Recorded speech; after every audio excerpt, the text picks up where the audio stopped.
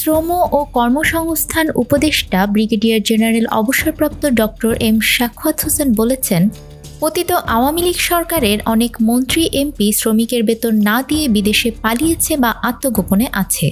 তাদের বাড়ি গাড়ি জমি বিক্রি করে শ্রমিকের পাওনা পরিশোধের ব্যবস্থা নেওয়া হচ্ছে।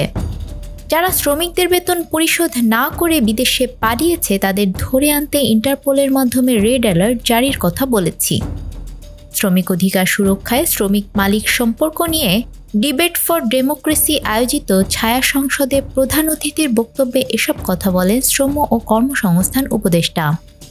অনুষ্ঠানে বিশেষ অতিথি ছিলেন শ্রম ও কর্মসংস্থান সচিব AHM শফিকুজ্জামান।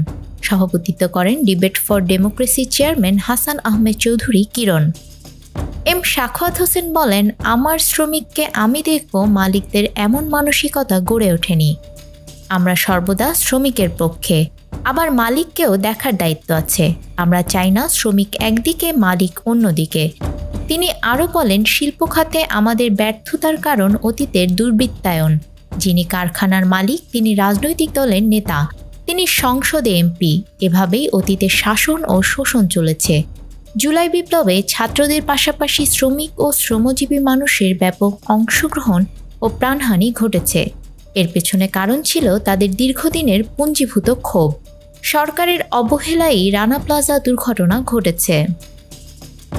মহান মে দিবস 2025 উদযাপনের অংশ হিসেবে ডিবেট ফর ডেমোক্রেসির আয়োজনে শ্রমিক অধিকার সুরক্ষায় মালিক অপেক্ষা শ্রমিক সংগঠনের দায়িত্ব বেশি শীর্ষক ছায়া সংসদে ড্যাফোডিল ইন্টারন্যাশনাল ইউনিভার্সিটির বিতার্কিকদের পরাজিত করে তেজগাঁও কলেজের বিতার্কিকরা বিজয়ী হয়।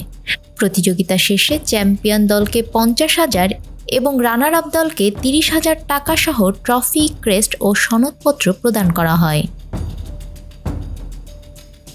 নিউজ ডেস্ক, আমাদের সময়।